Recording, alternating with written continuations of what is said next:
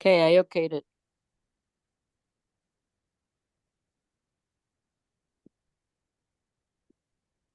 All right, guys, we're back here in May. How are y'all doing? And Okay. we are recording. Yep. So we have to keep it G-rated for May 2024. Hope everybody's doing okay.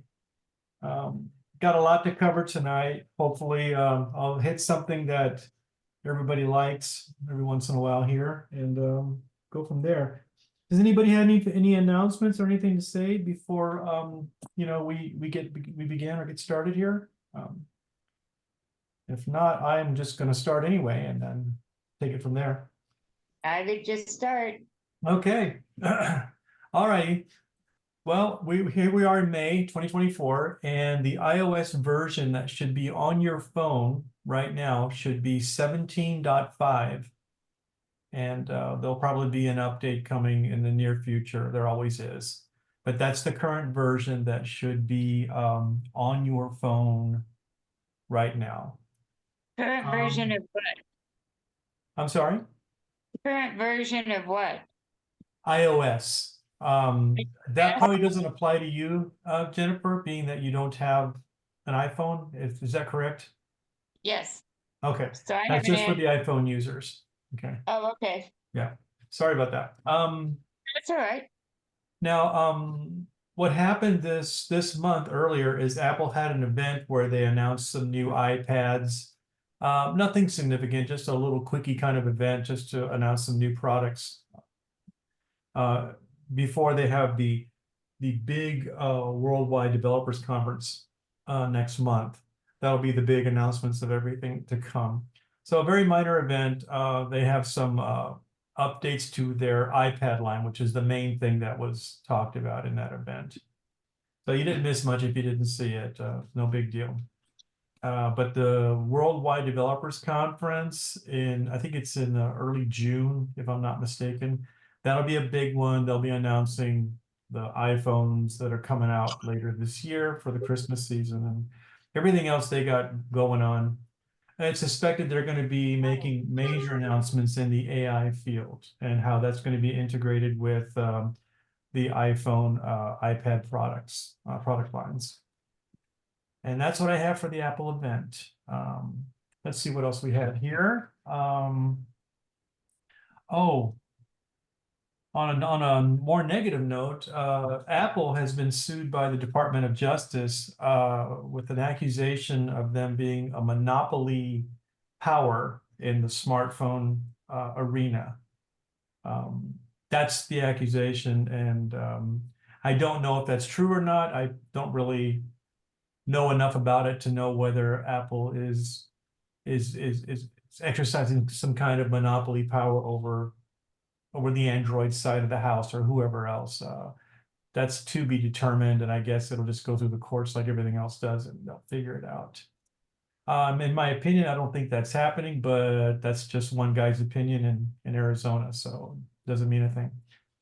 The other thing that's on the list here is another kind of thing that's going on legally is TikTok is going to be banned if they don't divest to an American entity. Right now, their parent company's in China, and it's believed that our data, our TikTok users' data, could be funneled over to China instead of it being here in the United States. I believe that's the gist of what's going on there. I don't know. Again, that's going to be something that unfolds in the future.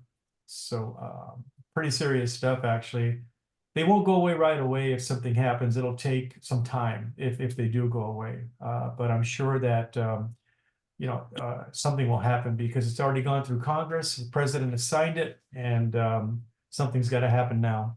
So that's the deal there for that. Let's see. Let's see.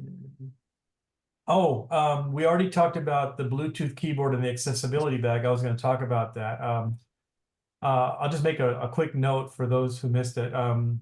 We think that John may have received a differing keyboard. We don't know for sure. I thought that I had correctly identified the button used for pairing it to your phone. I mistakenly called it a power button, I think. I may have just made a mistake in the way I documented the way to do it. The gist of it, though, is no matter what, you have to get your phone and the device, in this case, the keyboard, pretty close together, no greater than about 30 feet, but right in front of you.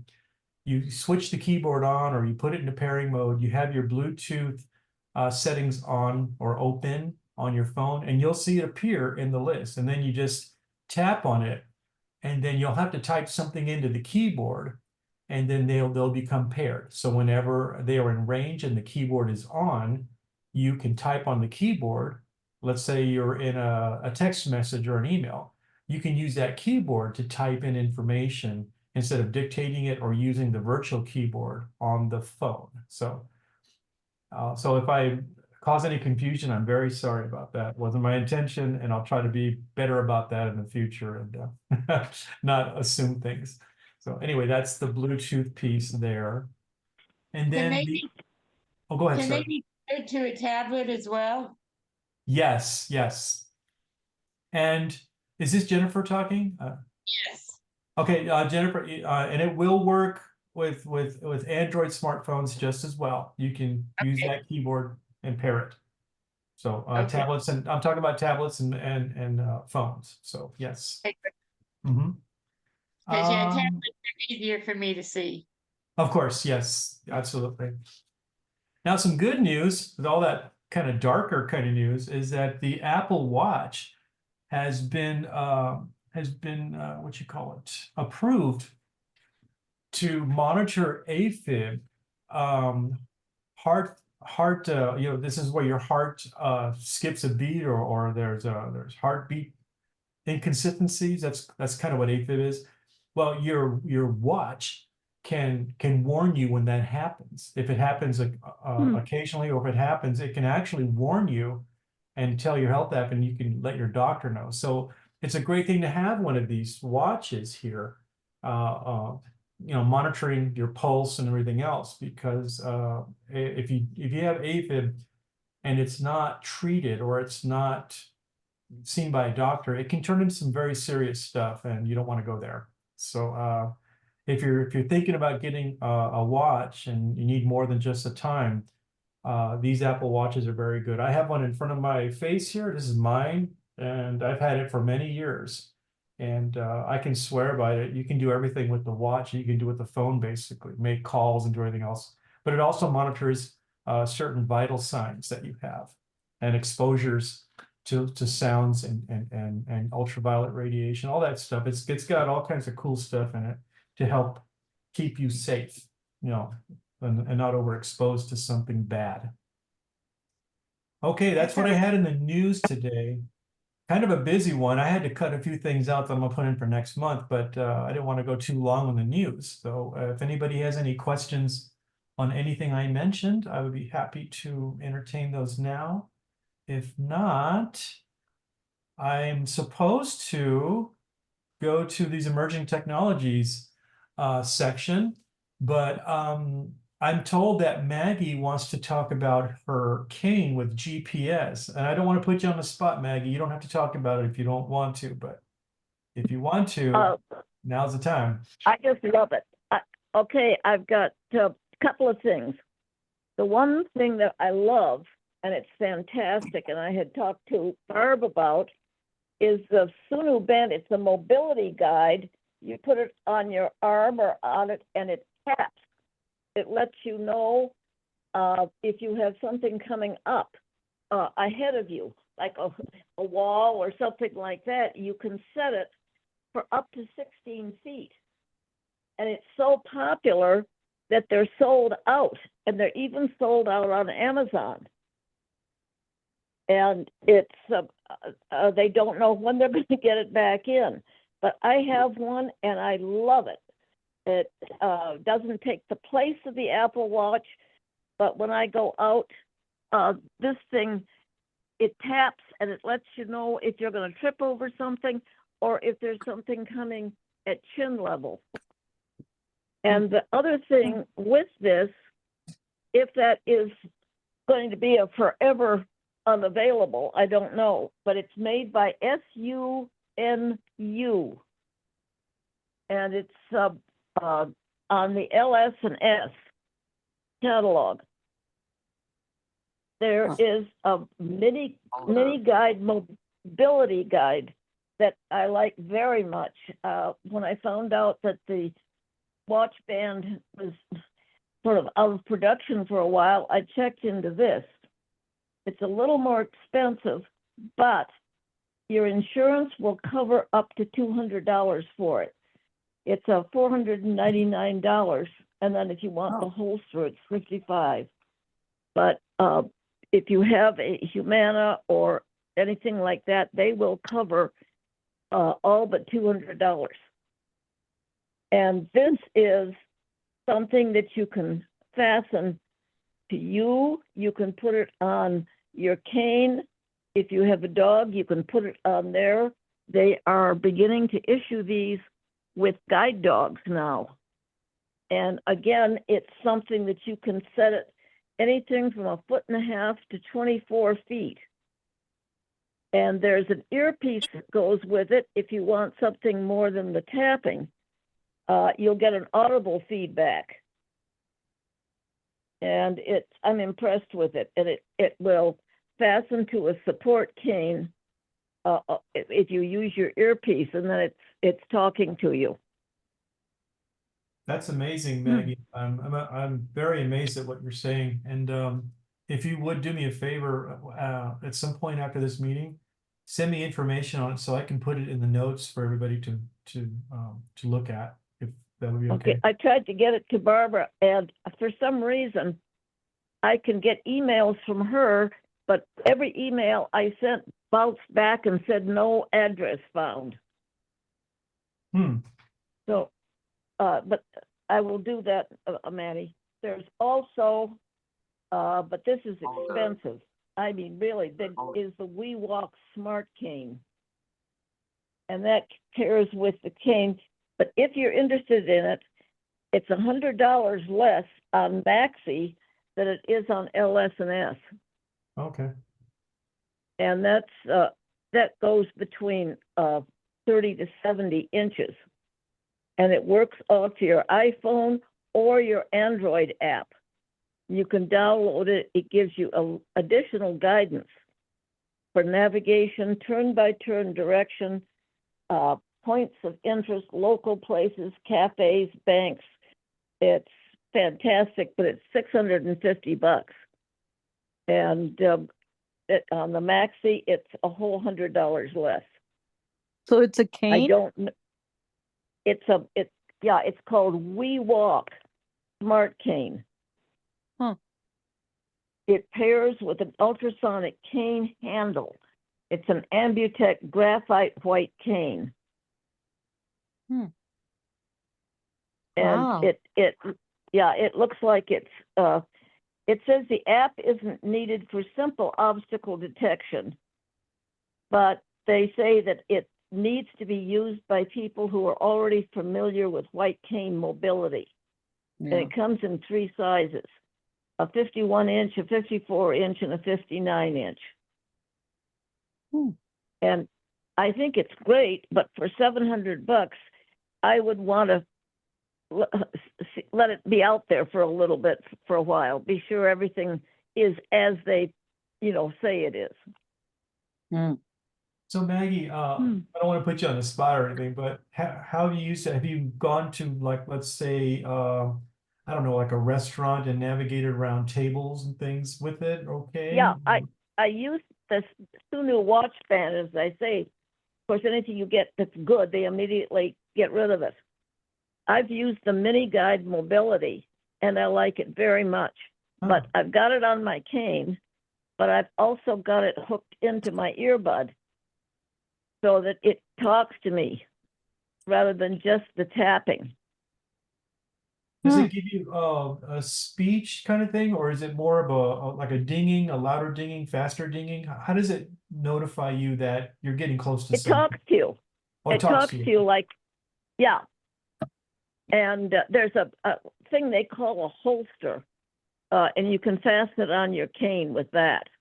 I If see. you hold it in your hand or tie it onto you somehow, I just don't rely that much on the tapping. By hooking it into the, it's an earphone jack, and you get audible feedback. Okay. And what Wow. they're saying is, don't use this all by itself. It's made to be used in connection with a guide dog or a cane. It's not made to be used just on its own. Oh, that's very interesting. Wow. Now you should come and give us a demonstration. I would love that. Yeah. But I'm really impressed with it. I use my AI and, my do not walk stupid, wait until we tell you across the street and this kind of thing. And I'm beginning to find this is even better. It takes some doing. You get the basics, but it takes a while to get used to it. I've not tried the the really expensive We Walk cane. I don't know if it works on mobility canes as well as tapping canes. As I say, I want to know a little more about it at $700. Yeah. well, it's just amazing to me that that's even available, to have that kind of LiDAR ranging Isn't, in a little device that you can mount on your cane. Yeah, that's amazing. yeah, and the app is both Android and iPhone. That's good. So you can get it either way. It's something you can sort of hold in the palm of your hand, which makes it a little awkward if you're trying to use the hand for anything else. Yeah. And that's why I like the ear. I'm sorry, I Wow. couldn't hear Amazing. you. What? That's amazing. I'm just totally impressed with what you're talking about. Yeah. So that's great. Well, it's simple. Even my brain, learned it, but I'm learning constantly with it. It's you start out and you love it, and then you find out that you aren't really using it as much as you can. Mhm. But I love it, and next time I get up there, which I'm hoping is going to be in the next 6 weeks, my new dog is coming the 1st of June. Okay. And I didn't particularly want to throw him on the bus and come up the first week he's with me. But we can come up and you all can try it, both with the tapping and with the earpiece. Yeah, I think Yeah. that'll be wonderful to see that. Wow, Well, Meg. it works well for me. No, that's great. Thanks so much for doing that. I mean, man, I could Yep. listen to stuff like this all day long. Wow. Well, Manny, you would probably, use the cap. Yeah, I can't even talk. The We Walk Smart Cane, hmm because of all the abilities you have with all the electronics.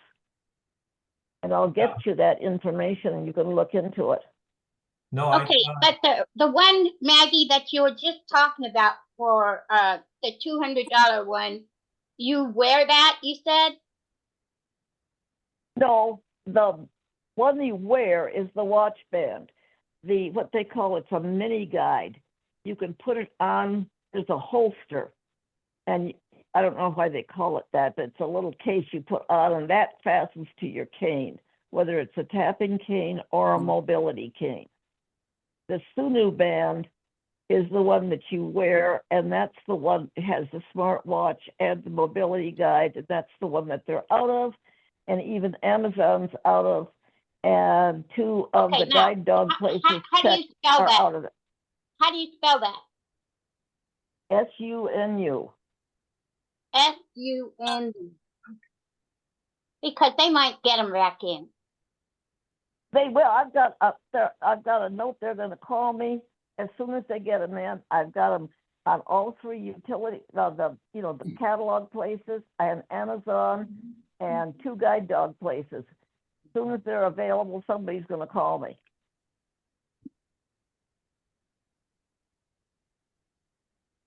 Well, it's very interesting. I definitely would like to, at some point, before I publish the notes, get some information from you so I can distribute it in the notes, because I think that would be helpful to anybody needing Sure. that kind of stuff, cane stuff, so. Well, it's something that it's a surprise when you find it because you don't expect to have anything like that. Yeah. It's amazing where technology is going with all of this. It's just unreal. So. Well, great. Yeah, well, I'll get all that to you. I'm gonna put it in snail mail, Manny, because until I have a lesson with you, I have the most temperamental phone. As I Okay. say, I can get emails from Barb, but I can't send them. It comes back, the address, and it's been touchy, and I think it needs to go email, not text. Okay, yeah. Maybe after at some later point in time, I can call you and maybe we can step through some stuff, see if I can diagnose it. But that's an offline conversation we can have later on. So Yeah. Okay. Yeah, and Well, then if you can find a date that we can have our lesson. yes, I will get in touch with you about that. Yes, absolutely. Okay. Okay, well, Maggie, if there's nothing more on that, thank you so much. Appreciate that. It's you. very nice. So, and if anybody Thank you. else out there has any new stuff to show the group, then this is a very nice way to collaborate and get stuff learned about, because my knowledge is limited, even though I think I know a lot of stuff. There's a lot of stuff I don't know, and that includes what Maggie just talked about. So if anybody else has anything related to vision or hearing or mobility, it would really help the group out if you wanted to just talk about it for a few minutes, because I really appreciate that myself. So I'm inviting anybody to do that if they want to. So, all right. Any questions thus far on anything we've talked about? If not, we will head into the topics. Now, the first topic I want to talk about is Zoom meeting etiquette. Okay, and I'm not saying it because this group needs to learn etiquette. Please don't read that in there. Okay, this is for you when you guys attend other meetings outside of this one. Let's say you're attending an NFB or an ACB meeting or some entity, and it's a more structured kind of thing, and they auto mute you and force you to raise your hands. So the way Zoom meeting etiquette works, okay, is that you should treat a Zoom meeting just like you would a personal meeting where you're in a group and there's a speaker. You raise your hand to speak, otherwise you kind of mute yourself, using the vernacular of the digital age. So in these meetings, when you use Zoom to connect, you need to know how to get to the place where you can raise your hand, and you could also mute yourself if that's the case. In our meetings, which I like just the way they are, I love the openness and we don't have to mute anybody and this and that. But other meetings, you're going to have a host that will auto mute you as soon as you join. And then the only way you get to speak in the meeting is if you raise your hand, and then that host, it would be like John in the case of our meetings, would unmute you and let you speak. And that's the way structured meetings are done, okay? But the good thing about our meetings is that you could practice that here. I'm not saying you could raise your hand because no one's watching for your hand to be raised. But if you learn how to mute yourself and unmute yourself in meetings, you can then mute yourself, and then you could talk to somebody that's real close to you in your home or wherever you're at, and it won't leak into the meeting. Another thing that happens too is last month we had somebody who had a feedback issue. It was probably hearing aids that were too loud, and the phone was picking them up, and it was making a squealing noise. So if that person was muted, that would have never happened because the mic would have been turned off. And then if they turned it on, we would know who was squealing, and then they could adjust the volume accordingly. So it's always good to know how to mute and unmute yourself. And in a structured environment where an active host is working the meeting, you need to know how to raise your hand too. And typically those controls are located along the bottom of the interface on mobile phones. And there are quick key combination things on the Windows and Mac machines. I think Alt-Y is used to raise your hand, if I'm not mistaken. And on Yes, the that's phone, correct. yeah, and there's some other keyboard things. So if you use a computer to connect to Zoom, connect to a Zoom meeting, then remember those keystrokes. You know, if you want to speak in a meeting, all you do is hold down the Alt key and tap on the Y key, and then the host will see that you raised your hand. They will auto unmute you, and then you can speak. And then when you're done, the host will mute you back again. And that's basically the biggest thing that you should learn how to do. And again, our meeting format is okay with me as long as, you know, it doesn't get too crazy or too much feedback. But that's kind of what I want to talk about. And if I'm going to, in the notes, I'm going to publish how you can mute and raise your hands on an iPhone, on a Windows machine, even on an Android phone. I think the Android and the iPhones are the same in that area. But and then if and then Okay, on, so you want to go over it right now on the iPhone? I believe the raise your hand is under more. yes, you go to more, and then you double tap on, if you have voiceover on, you double tap more, and then you get a menu. And then you can use your gestures to navigate the menu, which is usually a swipe left or right with one finger.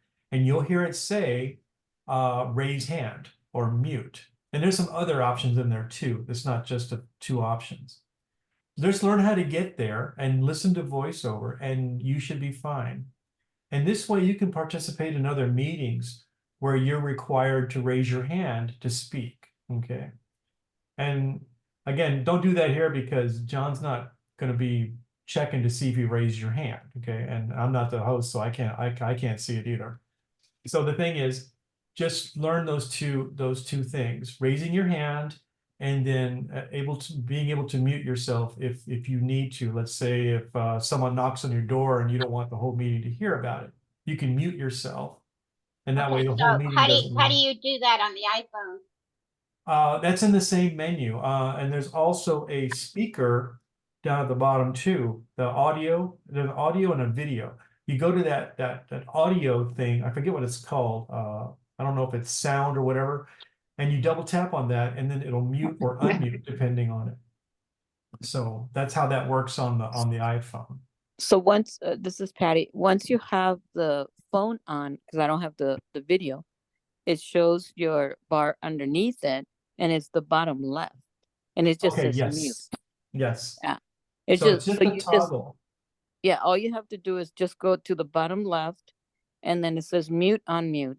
I mute myself all the time because there's noises over here and whatever. Mhm. And I could mute myself and I can still hear you guys, but you guys can't hear me. And that's always a good thing to do. Thank you, Patty. That's always a Mhm. good thing to do, because what you want to do, even in our open format, and we're all friendly here and stuff, but not every meeting's going to be open and free like this, like what we're doing here. And believe me, I like the way we're doing it here. I'm not complaining at all. But I noticed that in some of the more structured meetings, that if you don't know how to do that, that you're going to be kind of lost, and you won't be able to speak your part of the meeting. You won't be able to contribute if you don't know how to raise your hand or mute or unmute yourself. If you want to not have the whole meeting hear your dog barking or whatever it is that's in the around you that you don't want leaking into the meeting, you know. So just remember that when you're in a meeting, in a Zoom meeting electronically, what you hear, we all can hear, okay? Because your mic is pretty sensitive. So just remember that. So I don't know if there's any questions about that. I think it's something good to practice, you know. So if you're on your iPhone now, you could play with muting and unmuting, and it's not going to affect our meeting so much, but at least you'll be able to find it, locate it, and do it. And then when you get it to like a more meeting with protocol and structure, you'll be able to do those tasks and not have a problem and not learn it on the spot. So this is a great opportunity for you to practice those skills. So that's what I had for that. Any questions on the Zoom meeting etiquette or anything I didn't cover that you're interested in on Zoom meetings? Okay. Onward and forward. So I've been playing around in the past 4 or 5 months, all the meetings thus far this year, with Seeing AI and Be My Eyes. But what I've neglected is the built-in stuff on the iPhone. And one of those things that the iPhone has is it's got a thing called text detection. And what that is that you can point it at, let's say, a business card or a sheet of paper, and you can press on the text detection button. And what that'll do is it allows you to take the text and do something with it. For example, let's say you have a business card. Now, business cards are not the big thing anymore that they used to, but sometimes I still get business cards. So how do I get that into my phone? How do I get the business card information into my phone? And historically, what we had to do was magnify it or have a sighted person read it to us while we're in the Contacts app, type in the number.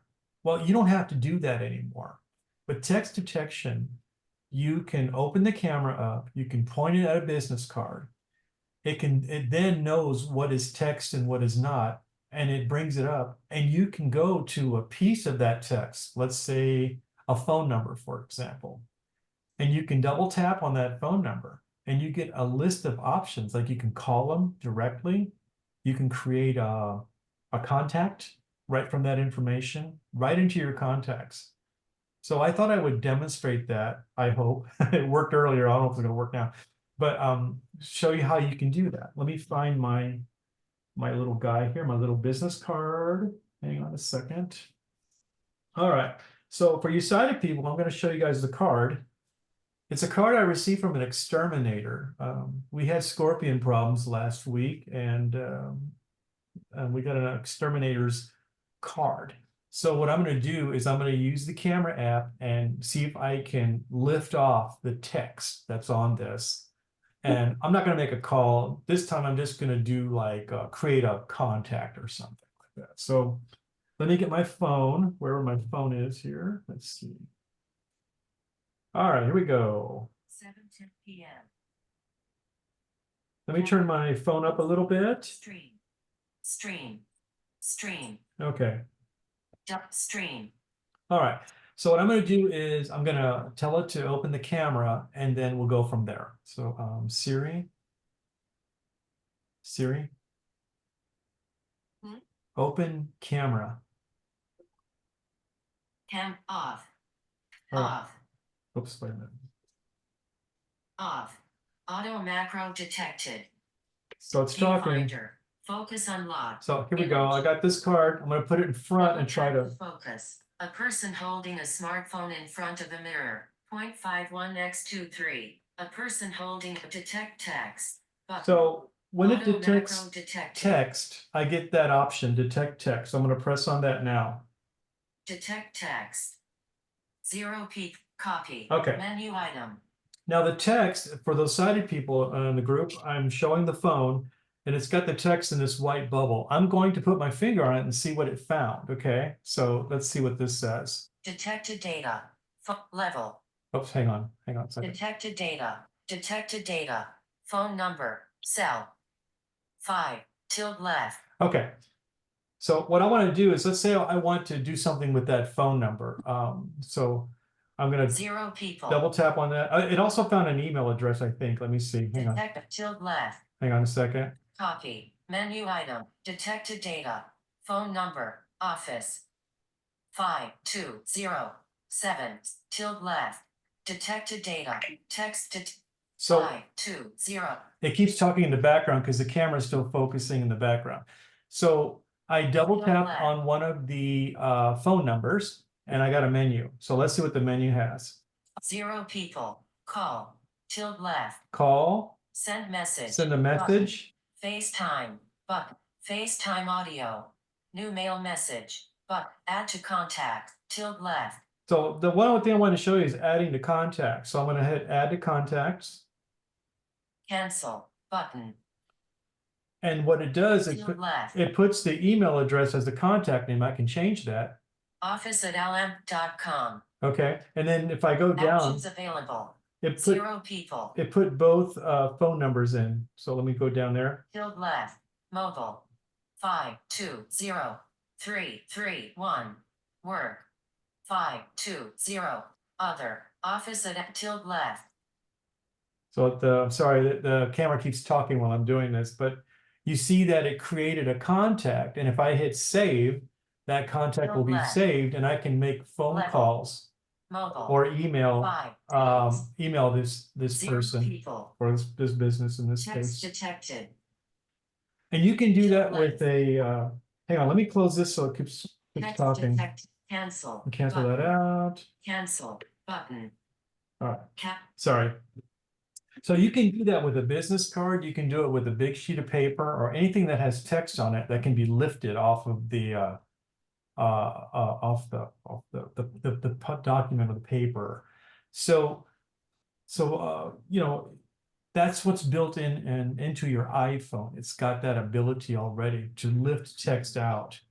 Now, if you do this in an application like you know, Be My Eyes or Seeing AI, you don't have the ability to do this. You cannot recognize a text and put it into Screen a share. contact.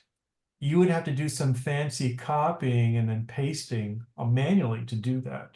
And that's what this does automatically, which is really nice. And that's That's why, nice. yeah. So let's say you get a document from your doctor and it's a new doctor. You don't have them in your contacts yet, which, you know, it may or may not ever happen. You can scan that or you take a picture of that document with the camera, you go in there and then hit Mhm. that text detection, and the same thing will happen. It'll bring up their phone numbers. It'll bring up all the data that can be put into a contact or that you can use to communicate with. And you can then add that contact in, and then your doctor's right in your contacts. And you don't have to type any phone numbers or any, you know, weirdo email addresses and all that good stuff. So I thought that would be Cool. something really cool for people. Nanny, Yes. this is Gina. Hi, Gina. Hi. Can Yeah. you do the same thing with like a debit card or some, if you're trying to get the numbers? Would that work? You know, I haven't tried it. That's a very good question. I'll have to make a note of that to see if I can do that. But my suspicion is yes, you can. Yes. Okay. I kind of Um, thought it might, but I haven't, I haven't tried that either, but it would be a well, lot, go ahead. I'm sorry. Go ahead. I'm sorry. it would be a lot easier than the way I've been trying to do it. So, So what you're thinking about doing, right, is you're in some checkout or in some cart thing and you want to put your card in there and you want an easy way to input that card instead of typing it in, just maybe use the camera and lift it and put it in. Is that what you're yeah, doing? yeah. Okay. To just what, or you could just look at the camera. I mean, look at the card to see your numbers. You know, because we can't see those numbers. Yeah. That'd be Right. That's awesome. There That are would be great. Yeah. I'm Um, sorry. Oh, go ahead, Patty. I'm sorry. Because you want to do the copy of it and then put it in your notes so you have it, Yeah, you know. yeah. You can take a picture with Be My AI, and that will read the numbers right off the card for you. Yeah. Oh, I okay. tried that, and it also reads all the gift cards, so that I've had a good time going through all the gift cards too. I'll bet you did. You know, one thing, Gina, that's a very good question because I've seen this in a few of your major retailers like Amazon. Well, let's say you have an Amazon account and you want to add a card to your Amazon account. They do have the camera way of doing it. You put the card in front of it and you grant it access to take a picture. It'll actually lift the numbers off and stick it into the credit card field. I think the only thing you have to type in is the CVC number. I think Yeah. that's not legal for it to be Yeah. automatically done. But everything else, your expiration date and your number, they get plugged right in. So I've seen that happen. So I see what you want to do, but there has to be somehow the phone has to know that that's a credit card and knows where to route that information and not just put it anywhere that's unsafe.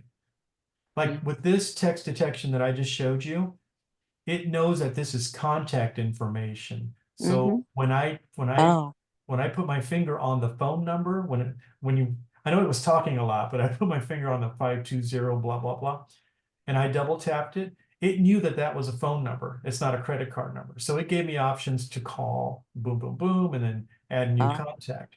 But it never gave me an option to pay with that 520 number. So there has to be a little advancement if this was to be an automatic thing, that it would have to recognize credit card data as such, credit card data, and I'm not sure if that's coming with AI at the end of the year when they update the iPhones with the latest AI stuff. But that is a good thing to have, to be able to plug in your card when you want to off a physical card. well, we just want to know the number and make sure that I mean, if nobody's there to see the numbers, take a picture of it and save it, and we know what it is. Yeah. I think that's Yeah, what you, yeah. yeah.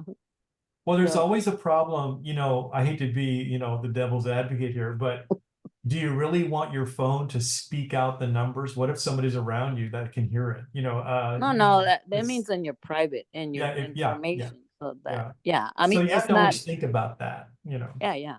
Yeah, it just means so you could save it, and the numbers. Right.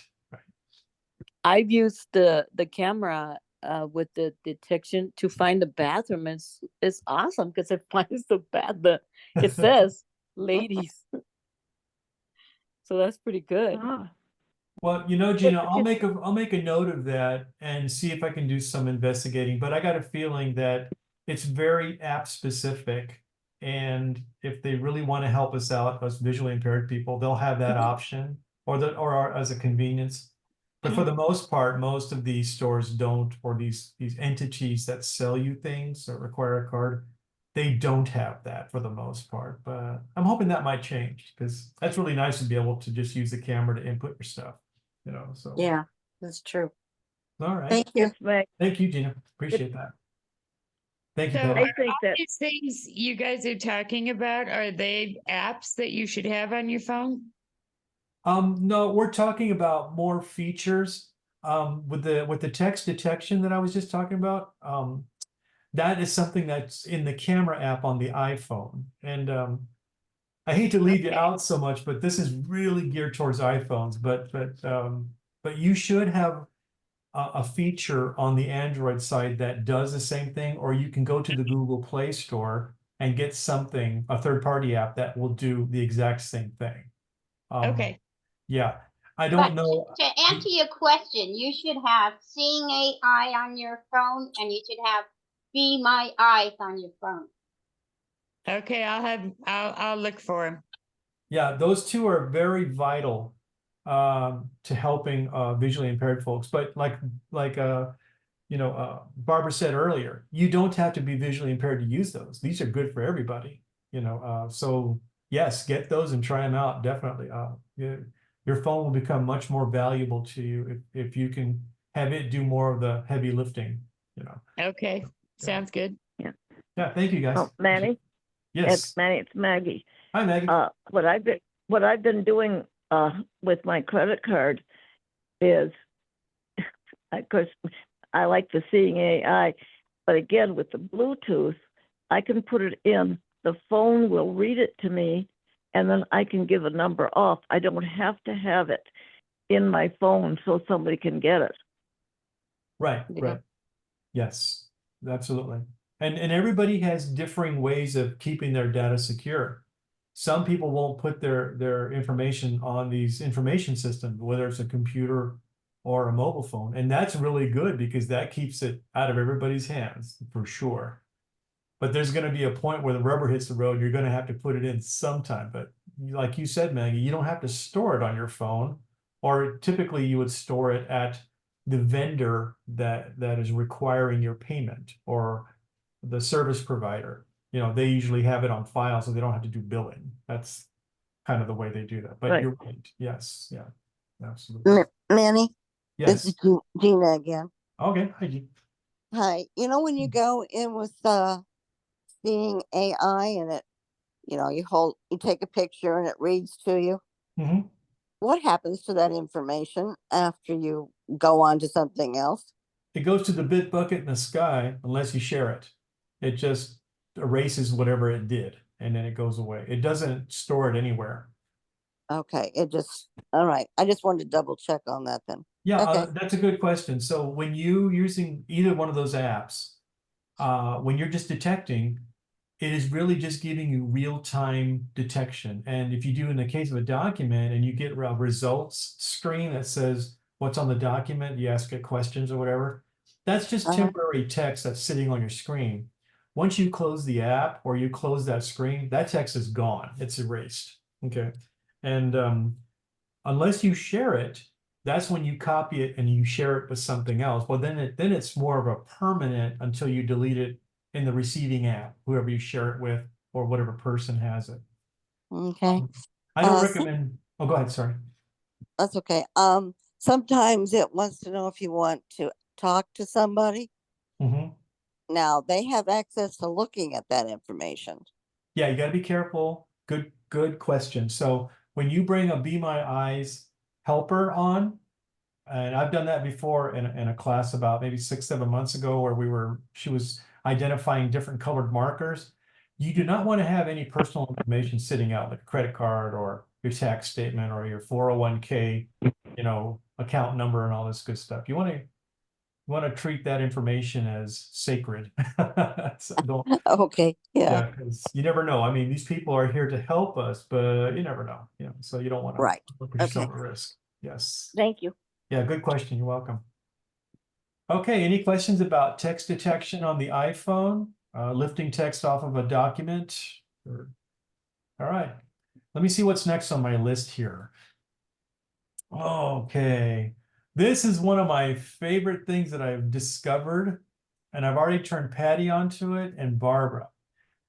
This is called Accessible Hangman. Okay, it's a game. It's my first time demoing a game. Okay, and it's a word game, and it's really fun to play.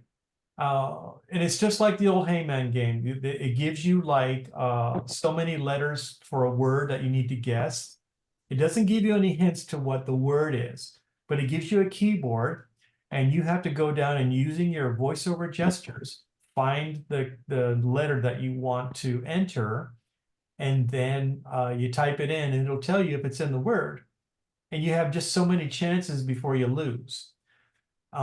This is actually two things. It's going to be the game and how to search for the game in the App Store.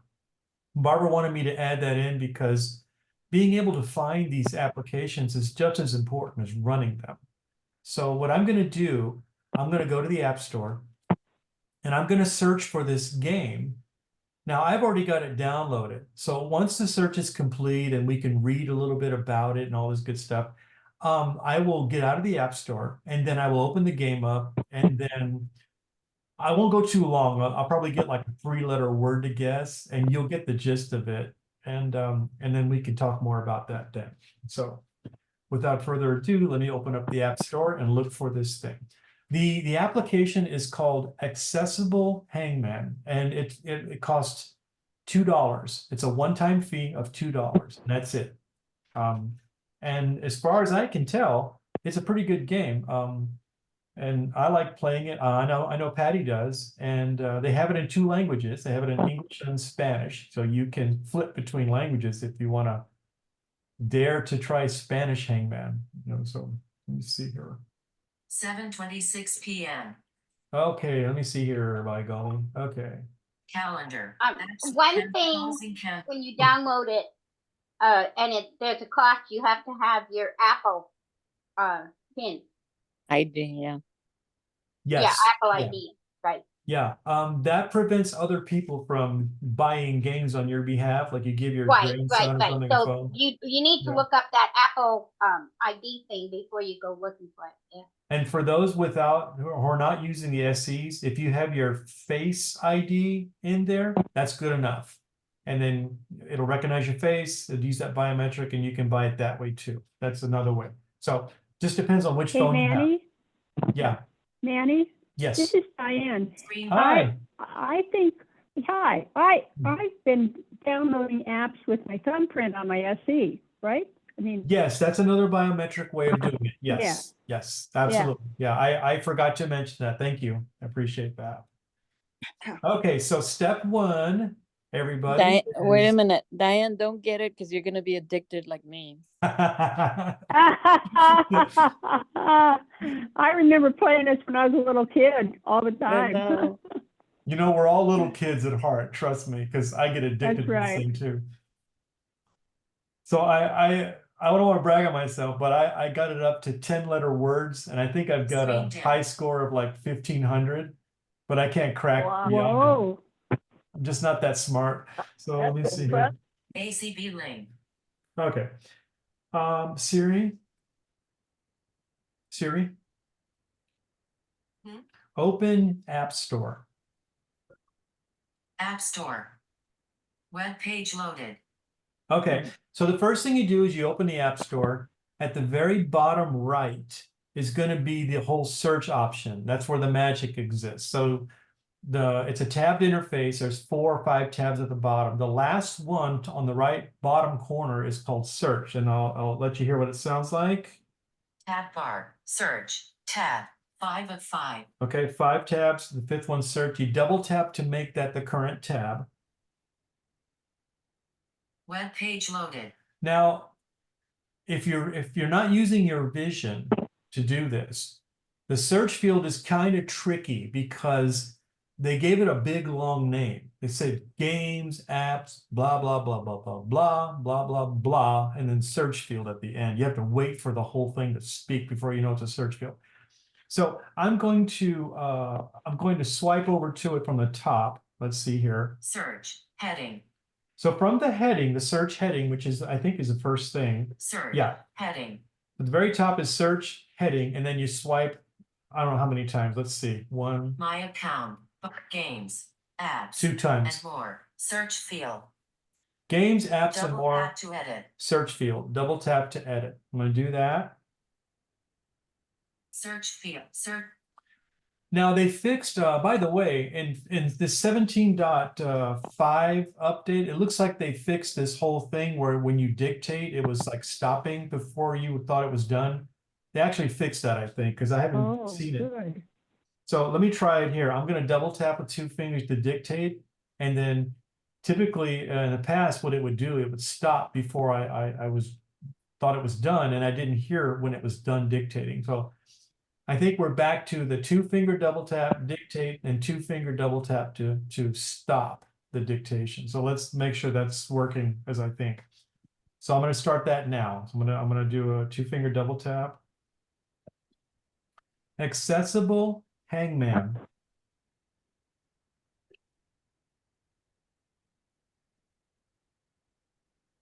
Search field. Is editing. Accessible hangman. Character mode. Insertion point at end. Okay, so just like any other search field, when you put something in, it's going to have suggestions below it.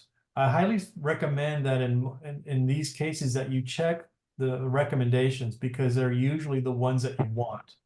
If you don't do that, you may get a lot of clutter before you find the thing that you want.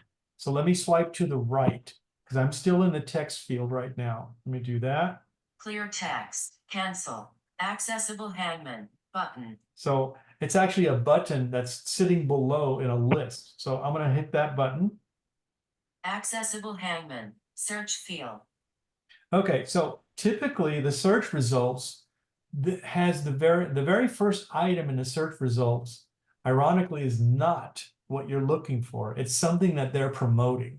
So if I put my finger or if I just swipe over to the first item in search results, it's not going to be accessible hangman, I'm sure. Let me just try it. Cancel. Button. Advertisement. Bible word puzzle. Word games. Enjoy Okay, by so get. oops. In-app. So that's a Bible word puzzle. So you got to swipe to the right till you get to the next guy. And it's a few swipes because it's not just a list.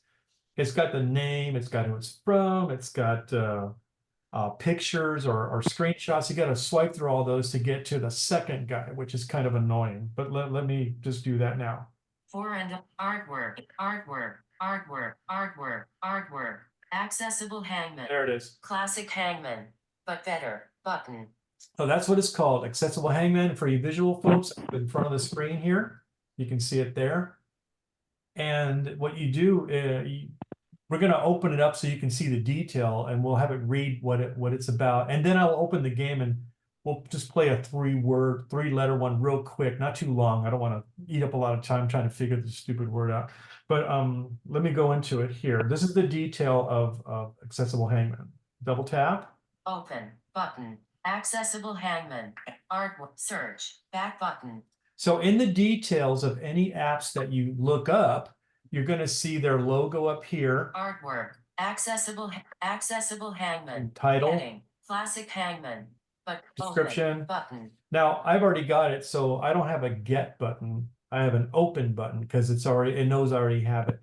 If this app, well, this app won't have a get button. It'll have a $1.99 button, $1.99, and that's for you to get it. They'll charge the card on file with Apple $1.99 plus tax. It's a one-time charge. So that's what that button will say for you if you haven't downloaded it yet. So you keep going. Share button. 5 ratings. 3.8. Yeah. Age. Chart. 21. Developer. Oh, wait. Chart. Age. 4+. Years So, old. Button. I barely made the requirement 4+ on age. So I just wanted to see that. Chart. Let's see. Developer. Language. EN. Size. What's new? Heading. Version history. Version 2.5.1. Preview. Head. Artwork. 4. iPhone and I want to play Hangman with cool sound effects and first-class accessibility? This game is for you. Play in English and Spanish and change the language of the words in the game. 8 difficulty levels. Feel your success and mistakes as your device vibrates. Responding to your gameplay. Save your game and continue playing where you left off the last time. Listen to cute sounds as you progress through the different levels. Earn lives to keep playing and don't let them fall to 0. Fully accessible with voiceover for the blind and low vision users. So that's the description. So, and then what you do is you tap on the button to get it, or the $1.99 button, or whatever it's called, and then your card will be charged, and then you have access to the game immediately. So let me go over to open so you guys can see what's going on. I'm going to increase the volume a little bit because I think the volume of it's real low or lower. Want to play Hangman with cool sound? So let me go up to the button where I can open it. Page 2 of 11. Page 1 of 11. Open. When you do that, plays a little music. So the screen has some instructions. I'm going to go down to the play button. Let's see. Share. Developer. Artwork. Language. EN. Size. Page 2 of 11. Page 3 of 11. And in position 3. Use rows 2 to 9 of 9. Rows 2 to 9 of 9. Play. Button. So there's a play button, and then there is a Erase score. Button. start over again with a brand new no score. So we're going to play.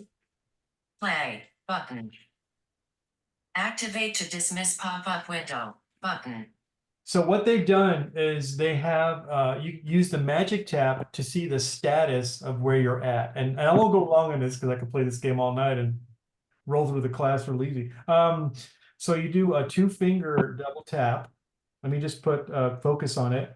W. Okay, 2-finger double tap. For unknown. So this is a 4-letter word for unknown.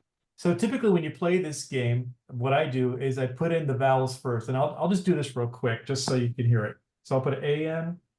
A. Yay 1. Your word is now. 2 unknown. A. Unknown. I'll put an E-N. E. Oops. You have 19 lives. So I have 20 chances to guess this word, and I won't go to the whole thing. I mean, you guys kind of see what's happening here. So you put the vowels in, and then you start trying to use your mind to figure out patterns. And if you ever need to see what pattern's there right now, you do the magic tap, 2-finger double tap. And Two unknown. A. Unknown. so there's 2 unknown letters, an A and then an unknown. And then if I start go to the vowels, then I'll put common consonants in there, and then I'll get closer. But I only have 20 chances on this very low level. And bigger levels, you get bigger words, harder words, and less chances. You even have to be careful on how many vowel tribes that you use, because you only have maybe 5 chances and you can get zapped real quick. Wow. So if you lose, it plays this like real depressing music, and then it says, I forget what it says. Yeah, Oops, you lost. I lost one word. I didn't get the word dumb. Oh yeah, yeah. 4 letters because it didn't have any of my common letters in it. It got me on dumb. Mm. So when you lose it, it does some kind of dum dum or something like that, some Yeah, crazy that's a thing, little sad song. and it goes, "Oops, you lost." Something better luck next time. By the way, the word was this or that, and then the button says, "Oh well." That's what the button says. You just press it. Yeah, to play it. Yeah, and then if you win, it gives you a little cute little jingle, and then it puts the next word up and tells you how many letters are in the word that you have to guess. So it's a real addictive game, and I like it because, believe it or not, as simple as this game is, it makes me think because I'm looking at patterns, I'm trying to figure out what the word is, and it's good for us to exercise our mind. And I won't go preachy on that, but I really like to do stuff like that. And you know, and I'm over 4 years old, so I got it. This is all set. Screen dimmed. So, any questions on the game on accessible Hangman? Jennifer, I don't know if the game is available on the Google Play Store. I imagine it should be. There's no reason why it shouldn't, but I don't know if it is or not. I can check into that if you'd like. Oh, well, I can. I'm sorry. Other games like Wordle. Oh yeah. This is just an accessible game that I found. This is one of the many games Right. in there. Yeah. Yeah, Do so you I have Wordle like on games. your phone, Jennifer? No, I have it on my tablet. You do have it though. I wonder Yeah. if there's a iPhone thing. And how do you spell Wordle? It's W oh, R D L E. WOBLE? Word? No, there's an R in there. W O R D L E. LE. All right. it's We'll the have to look word and see if there's word. an iPhone thing. Yeah, I'm sure it's on iPhone too. 740p. Try again. Face ID. All right, let me close this game because I want to start playing it, Echo. and I got a job to do right Video now. start. Well, Manny and I Apps, decided to apps, play it closing in Spanish to be a little more challenged Oh. one time. App And Store. we Closing were- App Store. We played until 1 in the morning one Fridge time. I'm not proud of that. App to open. Calendar. 740. You should have seen Patty. She had okay. I'll go. Okay, since we opened this up, Patty was so into the game that she got paper out and a pen and wrote it down and to see it in big letters. She was into it. Because It was it so was so, funny. you know, we have to remember that they're 4th graders and up. So there was a couple of 3-letter words and we couldn't find them. And it was like FOR. What? It was so dumb. We did all the combinations. It's so funny. But Yeah, and it was a lot of fun. And what's good about it is it eases you in. Yeah, you're at basically a 4th grade level when you get the first words in Yeah, there, yeah. like the 3-letter words. And they're deceptively simple, but sometimes they're not. Sometimes they'll use like like FIX. You know, like, I forgot to put the X in there. It's FI, could be fig, could be fit, could be, whatever. Yeah. And you don't think of the X, and it kills you every time. So it makes you think a little bit. So yeah. Yep. Enjoy. I may have started a terrible thing for some of you who download this game. So, okay, any questions about the accessible Hangman game? If not, The next thing I have is show and tell. Let me see if I hope I got it. Yeah, there it is. So what I got this little number from Amazon, and it is a little portable power strip. And you think, what's so big about a power strip? Who cares? Well, this one has a 6-foot cord that's wound up into this little hockey puck size unit. Okay, they're about $20 at Amazon, and you have 3 AC outlets. But what's really cool is you have type A and a type C USB port to charge from. So you don't need to bring a bunch of stuff like your wall transformers. You can just bring your cord, stick it in the appropriate USB charger port here, whether it's A or C, and you can charge your device. And you have a retractable cord that goes into the unit. I'll try to pull it out here. Let me see. See that? And it'll go out to 6 feet if I keep pulling it. And it's a flat cord, so on the wall it's very flat, and it's a cord that's not round, it's flat as well. So it's a very low Nice. profile, very low thing. And these are available at Amazon for about $20. I'm probably going to take this with me on my trip in July. But and it's got a little light to show that it's on when it's plugged in. So here's what it looks like. It's about size of a hockey puck maybe. And it's got a little AC adapter hanging out of it here. So that's basically it for show and tell. It was a real quick one. I just wanted to show that to you. And in the notes, I will put the link to this one that I bought. And you get them in different colors. I got a white colored one, but I think they have them in black and some other colors too. And that's about it. You can actually hook it to something here. It's got a little thing where you can carry it, little loopy thing, rubber thing. You can put it on a whatever, and you can carry it like that. And it's very light, very, very light unit. So any questions on that? On the big show and tell item? Okay. All right, putting that away. Let's see what's next. Okay, we have has anybody ever used this Easy Voice Recorder app? I know I've talked about it in the past. And another reason to use this app is that it not only records your voice, but it can do transcriptions, which the Voice Memos app does not do currently. Now that app might get an update later in the year so that when you do your voice recordings, you can turn them into text. But Easy Voice Recorder already does that. So let me show you what's going on there. And the app is called Easy Voice Recorder. And let me find the icon so you can see what it looks like for you. 7:45 p.m. People, Calendar. hang on a Tuesday. second here. Search page showing app library. Page showing app library. Showing app. So the icon for the sighted people out there looks like this. It's a white icon with a blue microphone, not a picture of a microphone, but a drawn image, like just a one-dimensional or two-dimensional image of a blue microphone sitting in a white thing. And of course, it's called Easy Voice Recorder. That's what it's called. So let's go in there. I'm going to open it up. Easy Voice Recorder. 7:45 p.m. Okay. Status bar item. Record. So on the Easy Voice Recorder screen, it's very simple. You have a couple tabs on the bottom, and the first one is called Record, and the second one is called Listen, and then there's a Settings tab. So when you first come into the application, you're automatically put into the record screen, okay?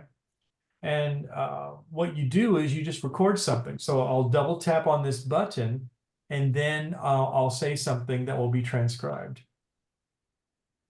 Record. Button. Record.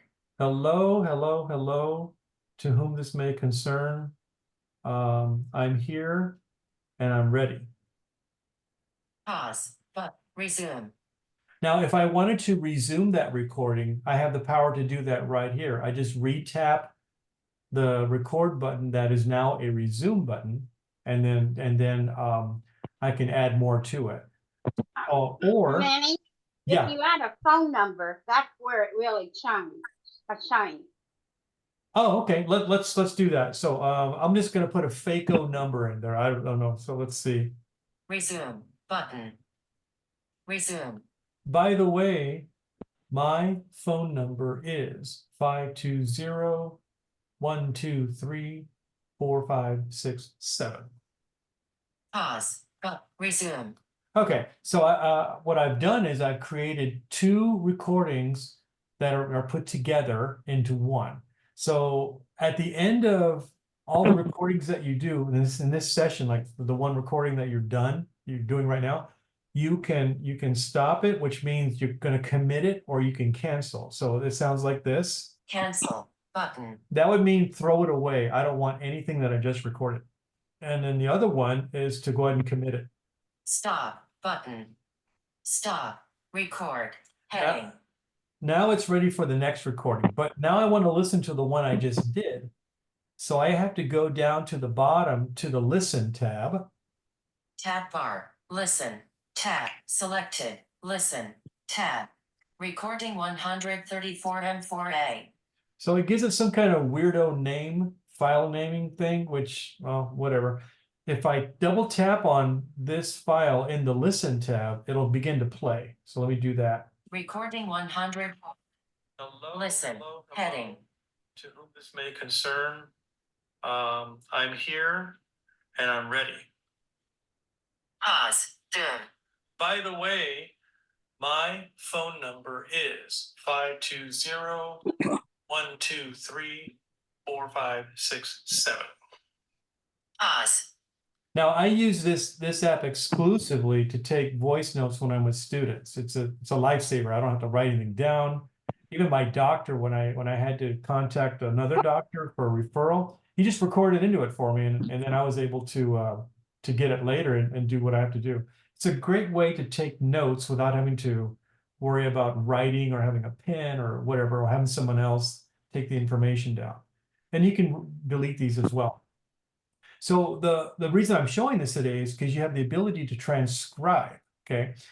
Now, there's a two-step process. You have to go into the settings and enable transcription. So let me show you that first. So it's a one-time setting change. It's not on by default. You have to turn it on.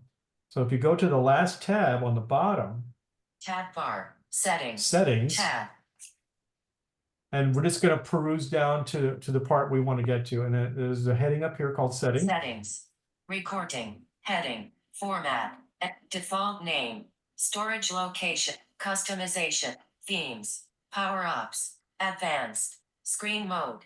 Transcription. Button. So that's the button you choose. And if you go in there, Select transcribe on device. Switch button. On.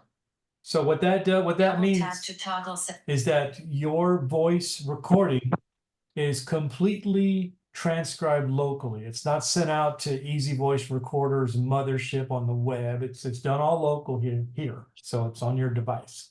That's what that means. Let's keep going. Transcribe on auto punctuation. Switch button. On.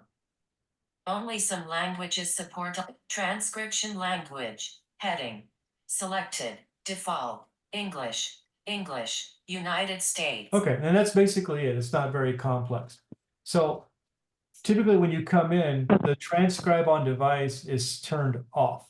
We want to turn that on, and that's all you got to do. Then when you go to listen, you'll have a new menu item called transcribe. So let's go over there and look at that. Tab bar. Listen. Tab. So the one I'm in, Recording one.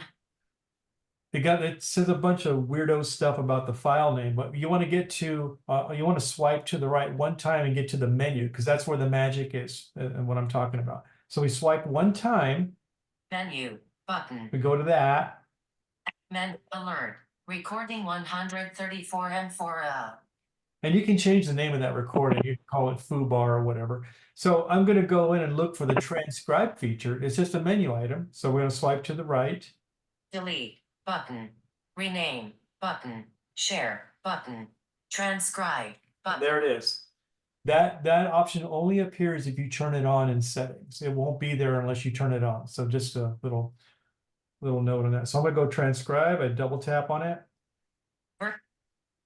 Recording 134 M4. So it does it really quick because it does it locally. It doesn't need to send it out on the web and wait for a return response. It just does it like that. So if I go to the transcription, this is what it sounds like. Done. Button. Transcription. Delete. But share. Button. Hello, hello, hello. To whom this may concern, I'm here and I'm ready. By the way, my phone number is 520-123-4-5-6-7. And that's in text form now. So you have the audio and you have the text. So then the app is called Easy Voice Recorder. It's free, never a charge, and it works wonderfully for this. So highly recommend that app. Right. So if you want to share it, the share button was there. Oh, that's right. I'm sorry. Yeah, I didn't plan to do sharing, but let's try it. Yeah, absolutely. Let's try that. Share button. So you'll probably get a standard share sheet for this kind of data. So let's see what comes up on the share sheet. Activate to dismiss Manuel's Mac Mini AirDrop.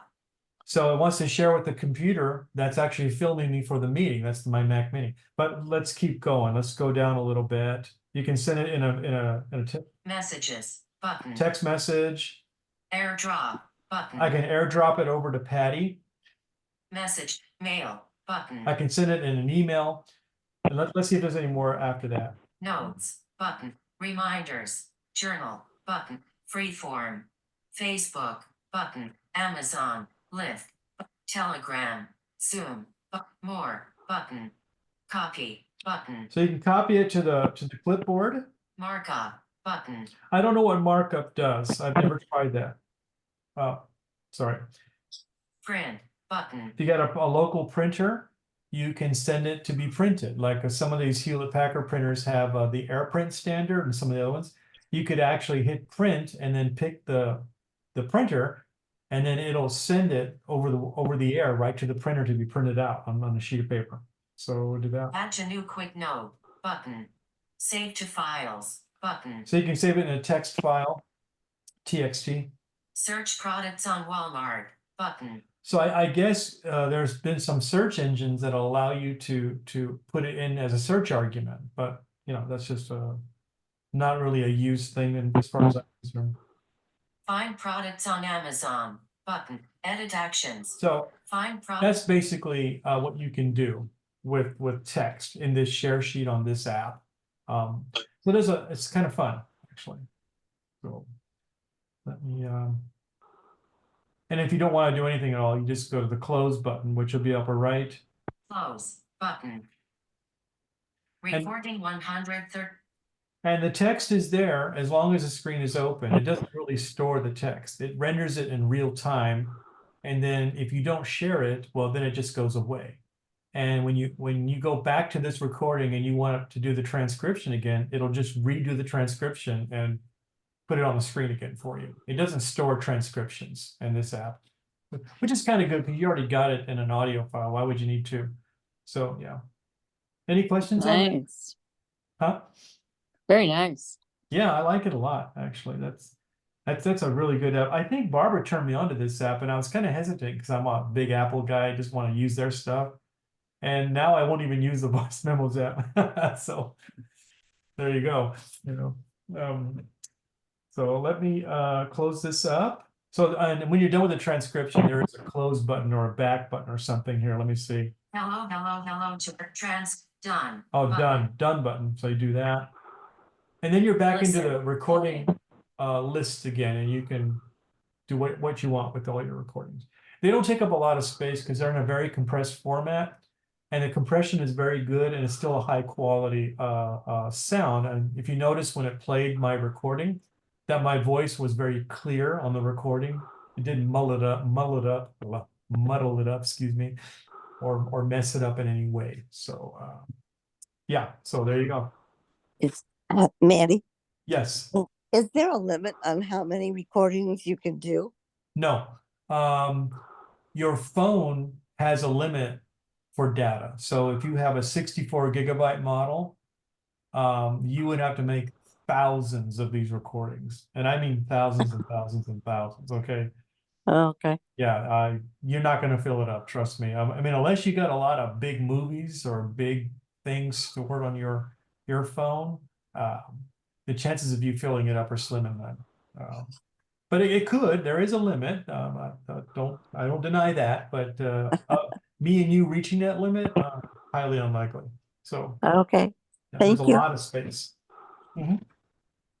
I think it's so neat because you could literally send a message, an audio message with your voice and share it, with that, Yeah. like a happy Yeah. birthday, or something. Mm-hmm.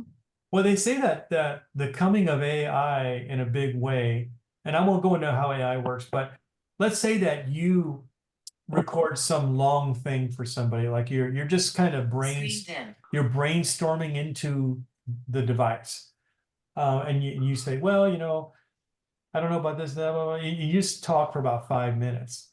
With the coming of AI, you can say, summarize what I just said, and it can take Yeah. everything it said and put it into a summary, like an executive summary document, so to speak. And it just has the gist of what you were talking about. To say, well, you mentioned this and that, and you talked about the weather, boom, boom, boom, and there it is. And you don't have to listen to 5 or 10 minutes a step to get what you want. We can start writing our books, ladies. That's right. That's right. The story Yeah. of Patty's life. So Yeah. Can I mention what Yeah. I've been using, the journal on the Mhm. Absolutely. phone?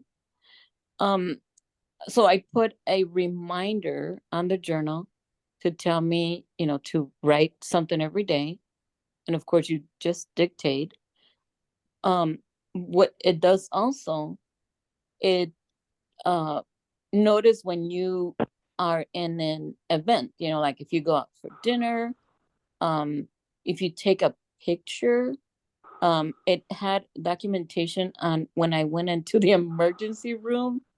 And it doesn't put it in unless you tell it that it's okay to put it in, but it tells you, would you like to talk about your your event that you had today? And then it gives you the address of the place that you didn't check in, you just, because I turned it on, right, Manny? So Yes. so I thought it was so neat because it gave me addresses also. And then it's in this thing. If I want to keep it, I just tap on it. And now it's part of my journal that I had for the day. And I don't know. I'm really into that right now. Yeah. So what Patty did in the journal app is that when you first initialize the app for the first time, it asks you for all kinds of access. And one of those things is called location services. So what you're doing is you're saying, hey, journal app from Apple, and only the journal app from Apple, you can know where I've been all day, my locations. And when you get to a new place, it'll store that in the phone itself, not on the web, but and for the journal app. And then it will suggest that place. If it's a hospital or if it's a park or a mall, it'll say, oh, you were at the mall today. Do you want to talk about that? And you just tap on it and you can say nothing and just put the entry in that you were at the mall at this time. Or you can put in some kind of narration or like a diary entry, so to speak. And then it kind of chronicles your day a little bit. And it might be great when you look back, a year from now on this day and see what you did, or maybe it can do it by then. Maybe you can recall a day in the past and it'll bring it up for you. That's kind of nice if you just want to do like a journaling or a diary of some kind, might be Yeah. very nice. So yeah, I'm into that too. I've been playing with it, but I haven't committed like Patty, where at 8 o'clock at night every night I get a notification. Hey, you got to update your journal. That's what Patty does. So, It's good kinda- though. I think it's awesome that we could, because we can't write it. I mean, we could sit at a computer and do it or whatever, but I just dictate it, and it once in a while I was like, oh, that's what I did yesterday, so it's like, oh, it's nice. Yeah. It's smart move. Hmm. What was that? I didn't hear that. I'm sorry. Oh, I just said it was a smart move doing it that way. Yeah, yeah. There's it's an amazing app. It's a new app from late last year, but I'm really amazed at how simple it is and how easy it is to use. I think they're finally getting the idea that we want simple and minimalistic apps and not a bunch of crazy stuff on the screen that we have to swipe through to get to the meat of what we're doing. Anyway, Yeah, and like I said, I think what was so neat is that it gave me, also you visit this, and then it said what it is, and then the address and what time I was there. And I'm like, but it doesn't keep track. If you don't use it, it just goes away. So awesome. yeah. Hmm. So I don't know if any of you like doing journaling or diaries, but that's a great way to do it. If you want to use your phone. So, and it's private. Everything is on your machine, on your phone, and whatever's in the cloud is encrypted, so no one else can see it. Not even Apple can see it. Even though you think, oh yeah, they can probably see it. No, they can't. It's encrypted. So it's all yours. So that's kind of cool. All right. Any questions about that? About what Patty was talking about, or what I was talking about? If not, we're just gonna have to move on. Let's see here. 8:03 p.m. Let me open this up. Get out Easy of, voice recorder. get out of there. Easy voice. So what I wanted to go over today was some App Store settings. It's a kind of a general thing. I just wanted to go through a couple of them that might be something that you should look at or maybe consider changing or leaving where they're at. So I'm going to go to settings and open up the App Store settings real quick. Hang on a second. Home settings. Settings heading. All right, let me just go down to App Store. Bluetooth. Rows 3 to screen time. Rows 10 to wallpaper. But stand face battery. Privacy Sorry. App Store. Right there. button. So it's not too far down. It's just right below the heavy lifters here, right under Privacy and security. privacy and button. security, right under that. So App Store. App Store. button. Allow App Store to access. Heading. So let me get down to the settings that I wanted to talk about today. There's a lot. So Location. Never. Button. location. This is just the App Store. We're not talking about anything else on the phone, just the App Store app. And then that's the one that I use. Remember when I was talking about that game, Accessible Hangman? We had to go into the App Store and look for it. That's the app I'm talking about. So locations is off. That means if I access the App Store from my house or Patty's or Barbara's or at the mall or wherever I'm at, it doesn't know where I'm accessing this app from. So that's why you want to keep location off for apps that don't need it. Apps that need location services are apps like Uber and Lyft. Those guys need location, okay? Pretty much everybody else doesn't really need a location for anything. So you want to be very conservative on that aspect of your phone in the interest of privacy and security, okay? Let me go down a little bit. Siri and search. Button. Okay, we don't need to talk about that. So Notifications. Off. Button. notifications, this is by app. So if you want to turn these on, when a new game comes out and Apple's promoting it, it will come up as a banner or whatever, a sound or whatever it is on your device. And that could be an application, could be a game, could be anything. I have that off because I don't want to hear that. When I go to the App Store, I know what I want and I don't need to be coaxed into getting something that they think I need. So let me keep going. Automatic downloads. Heading. App downloads. Automatically install free and paid apps purchased on other devices. Switch button. On. So if you have Double tap to toggle setting. if you have multiple devices and let's say you have an iPhone and an iPad, they're participating in what's called the Apple ecosystem, which is basically iCloud.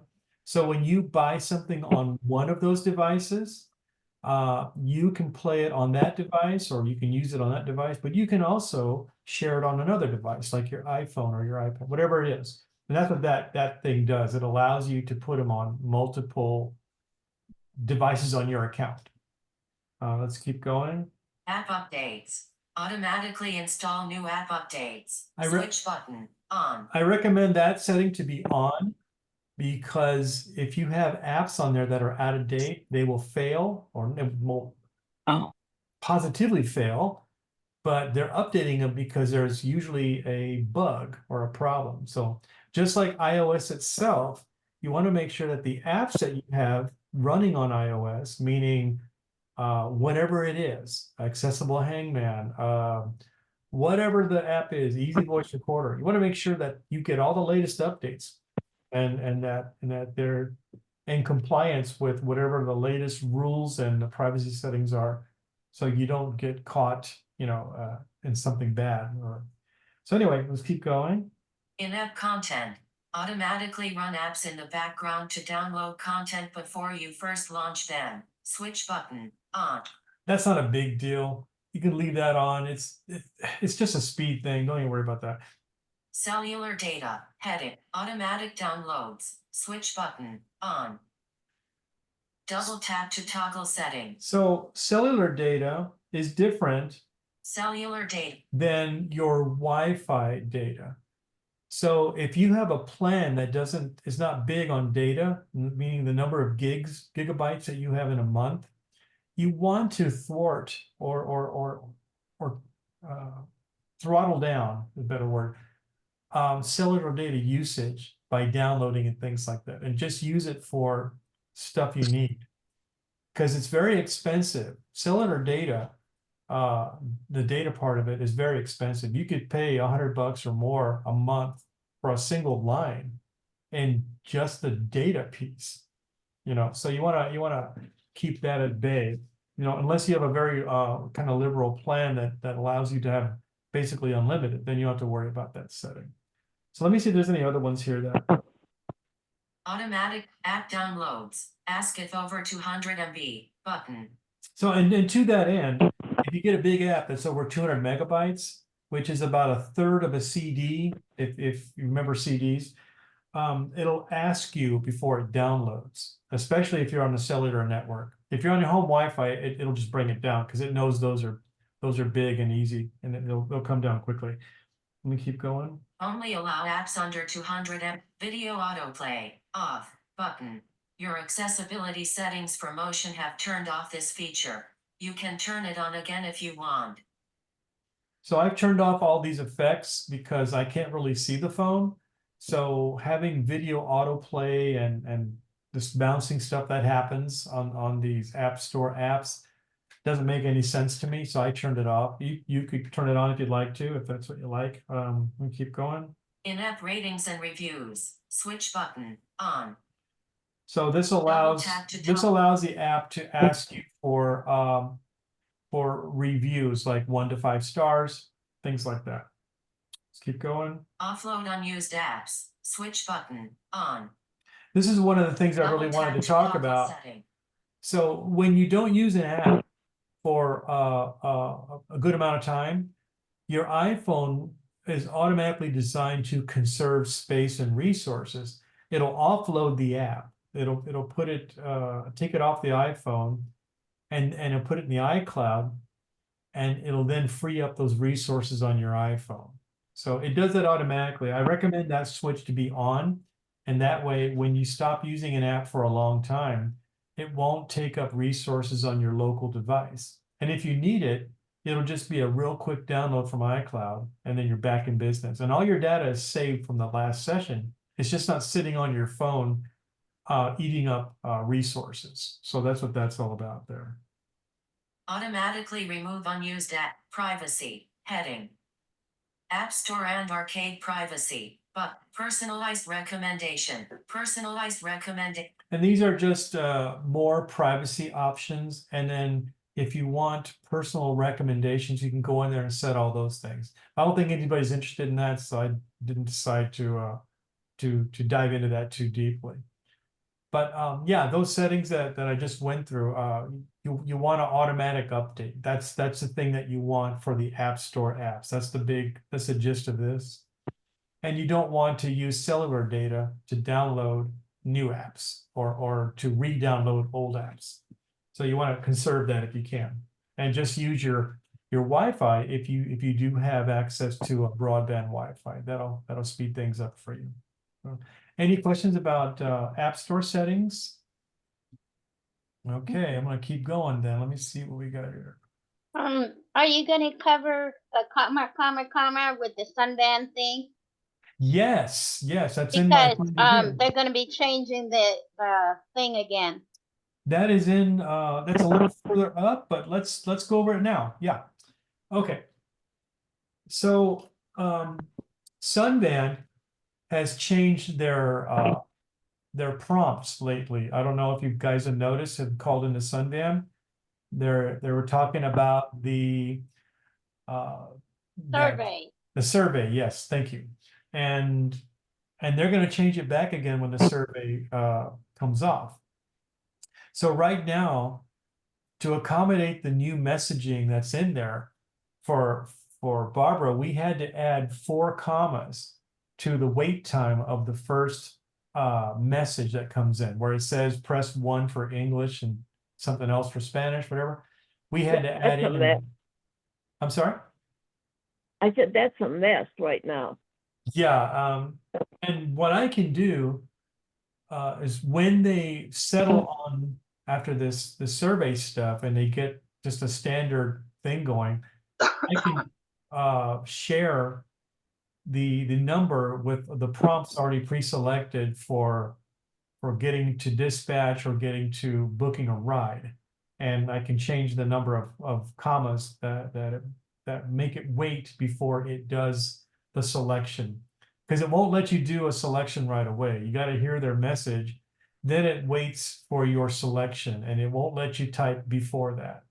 That's why the current numbers with all the commas and options that we stuck in there, they don't work right now because it tries to press the English option too early before it's expecting it, and it doesn't allow it.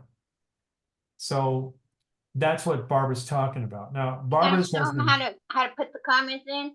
yes. So when you get to your numbers, and I'm going to show you how to do that right now. Hang on a second. So you're going to open up your contacts. 8:14 p.m. Let's go to contacts. Okay. Personalized recommendation settings. All right. So Siri. Double tap to open. Siri. Uh-huh. Open contacts. Contacts. Chris Ralia. All right. So the first thing you do is you go to your search bar, which is on top, and you're going to type in Sunban or whatever you call these numbers that you use to call Sunban. So let me just dictate it. Yeah. Search. So Search field. I'm going to go up there. Search field. Search field is editing. Search. And I'm going to dictate Sunban or something. Let me just do that. Sunban. Inserted sun. Oh no, went quick. Okay, let me just see here. Search results. David Suntap, JC at Suntap Water. Let me just do Van. Space. Van. Insert no results for Sundan. Hang on a second. Cancel button. Cancel. Try that again. Back button. Search. Search field. Search field. Search. So I probably put Sunban in as one word. So I'm not gonna be able to dictate that in because it makes Sunban as 2 words. So let me just type it in. So S. U. that's just a thing I did wrong. So let me go V. T. A. N. Let's see. N. A. V. Search Suntran. Sunvan dispatch. There's one. Okay. So I have 2. I have one called Sunvan Ride and Sunvan Dispatch. And the only difference between the 2 is that the last option that I pick is not to book a ride, but to talk to dispatch. So the changes I make to one, you would replicate the exact same changes in the second number. And this is where we insert commas to provide a pause before it does the automatic pressing of the 1 or the 2 for you. So let's go into Sun Van Ride, okay? Sun Van Ride. Sun Van Ride. So if I go, and then once you get into it, you have to go to edit, Edit. Button. Done. Dimmed. and then you got to go down to where the phone number is. So let's go down there. First name. Last name. Company. Remove. Null. Home. Button. 520620123 Okay. 1 text field. All right. So what it's doing, that Double long tap to edit. pause you heard after the number, that's it. That's the voiceover engine actually letting the pauses play out. So what I have to do is go in and add more pauses in. So I'm going to double tap on that number. 2 text field is editing. 5 And now you have to switch it over to character mode, because what you want to do is get to those commas. So first thing I got to do is I'm going to move the insertion point to the beginning of the field, which is a double tap yet again with one finger. Let me do that. insertion point at start. Insertion point at start. So now what I'm going to do is I'm going to bring the rotor up, and then I'm going to go by character. So let me do that. Characters. And then I think you swipe down to go to the right. I don't know. Let me see. 1 Yeah, there you go. 2 3 4 comma. So right there where the first Four, comma is. comma. It's under the four. Yeah. So what I would do is I'm going to add like a few commas in. And the way you do that is down in the number keypad, because you have a numbered keypad from 1 to 90. There's a thing here called shift, I think. Let me see. It's under the 7, actually. Oh, Shift. it's under the 7. Shift. And then after you hit shift, you go up a few to, Comma. and then you got to hit shift again to bring that up again. You got to do it for each comma. You got to hit shift, then comma, shift, comma. So I did Oh, one. each Shift. comma is 6 seconds. And that's why we had to put 4 in. Right. So we go 2, Comma. Shift. Comma. 3, Shift. Comma. 4. So now if I were to call them Sun Van Ride and let it play out, it would allow that whole new thing to talk. And then when it says press 1 for English and 2 for Spanish, it'll insert a 1 at just the right time, because the commas were waiting for that announcement to finish.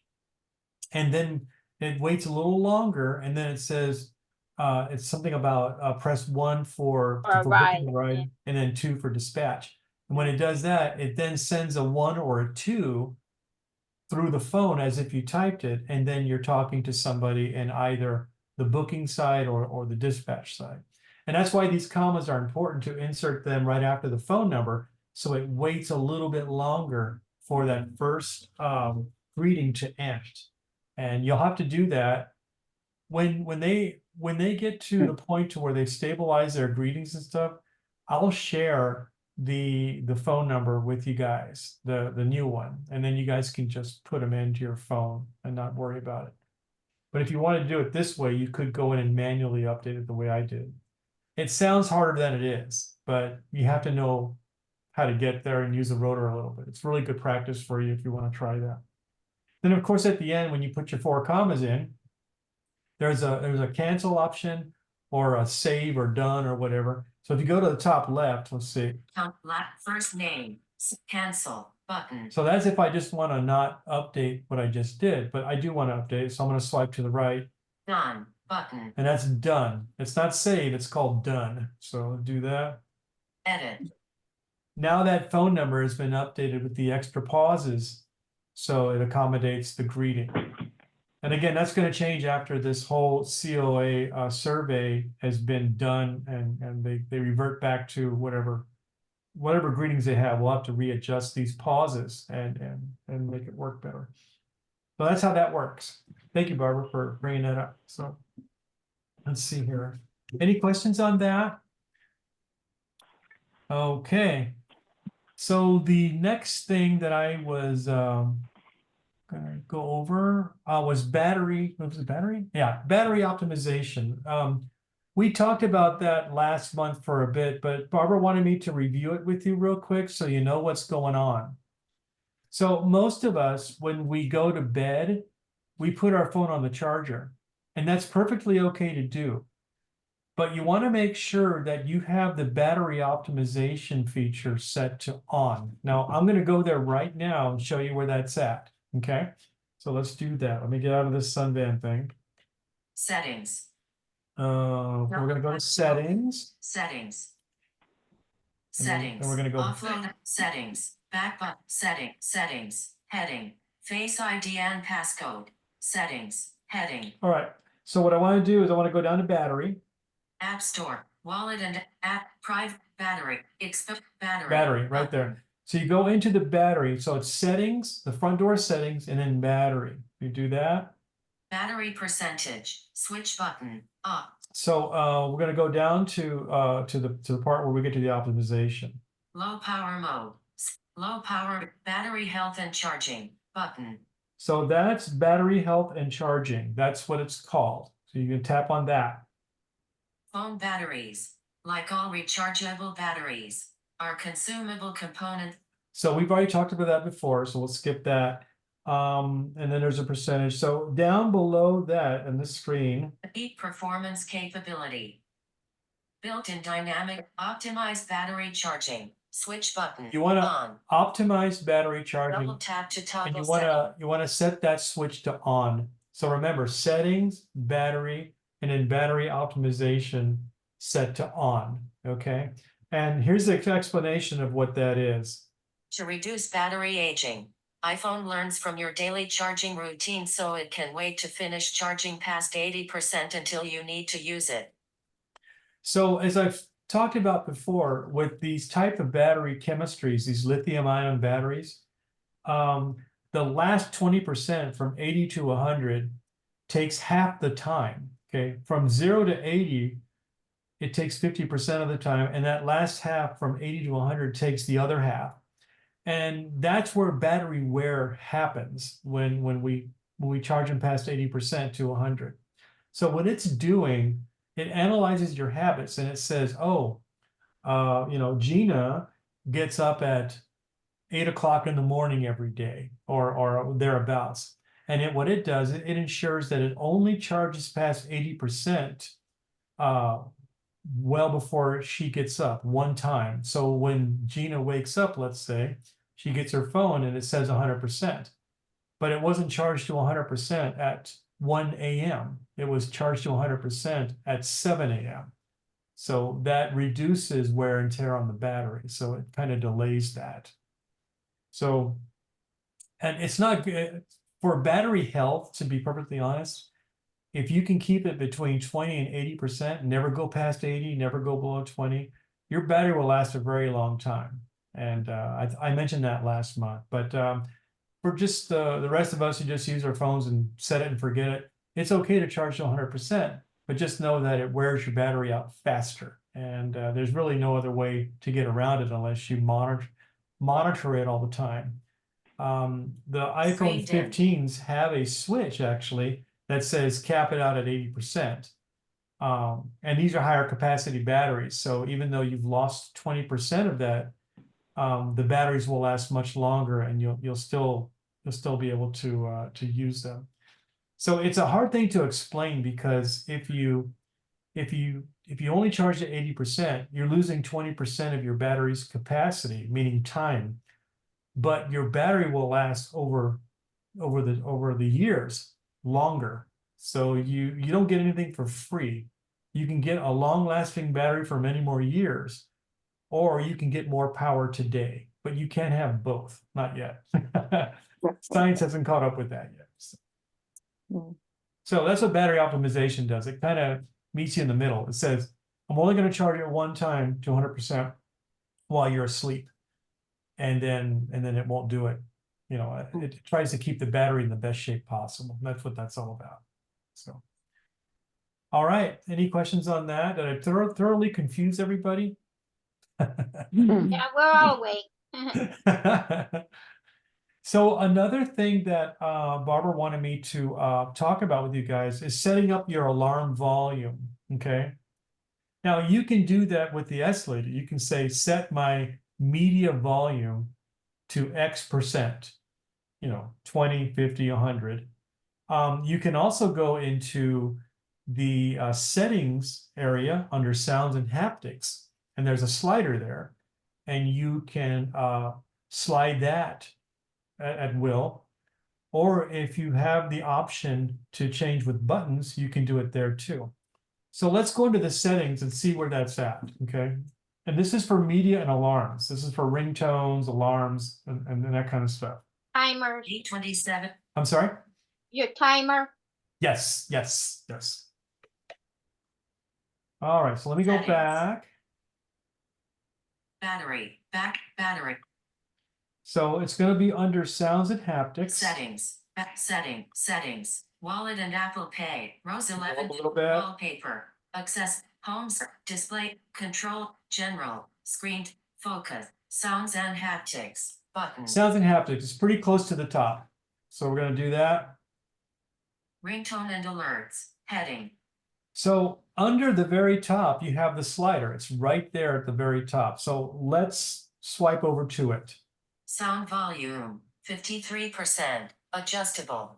So sound volume. Swipe up or down with one finger to adjust the value. So just do that. So if I swipe up or down, it'll give you a sample of the sound. So if I swipe up, here's what it sounds like. 63%, 73, 83%, 93%, That's my ringtone. It's kind of quiet, so it's not a good example. 100%, And of course, going the other way, swiping down, we'll take it back down. 90, 80, 70%. And then what I would recommend, if you don't want to go into settings to do this, if you want to do it with the volume buttons, you need to go down and change this setting down here. Let me find it real quick. Change with buttons. Yeah. Switch button, on. If that is off, Double tap to toggle set. if change with buttons is off, then these buttons don't work for volume control of media. So you want to turn that on. So when you get an alarm or something and you want it to be louder, you can actually start tapping on the button, volume up button, and it'll try to boost it right in real time. If not, it'll stay set wherever you set that slider that I was just in, the 90 or 100% or wherever you put it. So that's how you set the alarm volumes. And of course, you can also set it with the S lady. I could say, Siri. Oh. Siri, Uh-huh. set my media volume to 75%. Okay, I changed it. And if I go to the slider, it should say 75%. Will make me a liar. Tone. Sound volume. 70%. Adjustable. 70%. Well, whatever it was. Anyway, that's what it's supposed to do. So so you can do it 3 ways. And that's how you adjust your alarm volume. So if you set up an alarm and it's too faint, this is where you boost it up. And you got to make sure you don't have silent mode on. So silent mode will thwart that too. Like the little lever switch on the side here, you turn that to the back of the phone, it sounds like this. Silent mode. And then if you switch it back, if I can get my fingernail in there. Ring mode. So you got ring mode and silent mode. So if you go to silent mode, it's not going to play alarms and all that because you have it on silent mode. So that's another thing that can get in the way of your alarms. So, all right, any questions about alarm volumes? Okay, I'm gonna keep going. Let's see. I'm not sure how much time we have left, but One thing we learned that Siri can do, you put an address in, it will give you the zip code. yeah. So Oh, so like if you have an address, let's say let me think of one here. I don't know. This the Walmart on Broadway and Camino Seco. Let's see where that zip code is. So you would ask it like this. Siri, what is the zip code for 8640 East Broadway Boulevard? The zip code for 8,640 E Broadway Boulevard, Tucson, AZ 85,710, United States is 85,710. There you go. So, and to do that for anywhere in the country, you know, if you know Right, of some, right, yeah, so you can always ask it information like that. It's got a wealth of Right, information. the other thing you can do with Siri is set it so it will hang up your phone. Yeah, that was the thing I wanted to talk about. So let's do that. Yeah, we're kind of on the end. Text tone, telegraph, But button. I wanted to mention that, and then there's one other thing I just learned tonight. If you go 3 fingers straight down on your phone, it will bring up it says spotlight, and what the spotlight is, it brings your search window right to the top, so Right. you don't have to go to Google or anything else. You can go right to search, type in whatever you want to know, and you'll get your answer right there. And that's called spotlight. You just take 3 fingers, go from the top of the phone down, and that spotlight pops right up. That's right. Okay, so we can talk about the hang up and answering of calls using the S Lady. So if you have an SE 2022, the 3rd generation, or if you have an iPhone 11 or newer, you can have the S Lady hang up your phone just by telling her to do so. And what you would do is you would call out to her and just say, hang up, and then she does it. And of course, she answers calls too. So I think that setting, if I'm not mistaken, let me see where that setting is. Let me see here. Ringtone and alerts. Settings. Back setting. Settings. Head search. Search field. Search field. Search. Cat H. A. N. G. Search results. Call hang up. Accessibility right arrow Siri right arrow call hang up. Okay, so it's under accessibility and Siri. That's where this setting is if you have a compatible phone. So let's go there. Setting. Accessibility. Announce notifications on Siri announce call hang up on button. So it's a button. So let's open the button up. On my phone, it's on because I have a 14, so it's compatible. Call hang up. Call hang up. Switch button. So let me have it explain it to you from the horse's mouth itself here. Hey Siri, hang up is supported during phone and FaceTime calls. When a call is connected, voice input is processed on iPhone, and transcripts and audio are not sent to Apple. So I didn't explain what it does. I did. I don't know why I did that instead, but Hey Siri. okay. So what it's doing is there's a microphone that's listening to you for the call, and there's also I think a separate microphone that Siri is listening on. That's why there's some of the older models don't have this option because it doesn't have the hardware to support it. Because the microphone is being used by the phone app and not the Siri virtual assistant. So sometimes there was contention in the older things and it doesn't work. So with the extra mics out, it takes one of those mics and listens. And if you tell it to hang up, and that's all you can do in a call is tell it to hang up. She does nothing more than that, to be honest. And that just saves you the tapping and swiping and whatnot, or the gestures. So that's kind of what I had. I don't know if there's anything else that anybody wants to comment on. Or Barbara, is there anything else that you want to talk about before we conclude? What's your No, I think we've covered it all. okay. I And had I am here, so okay, go ahead, sorry. no, and I am here, so it's at All right. 8:36. Well, thank you, John. Appreciate you hosting this, and thank you Oh, yeah. guys for being here. I really enjoyed it, and more to come next month. Okay. All right. Thank you, Good night, Manny. everybody. Thank you guys. Thank Good you, night. Manny. Good Night. night. Good night, everybody. Good night. Screen Good dim. night. Good night. Good night. Hold F4, leave meeting button.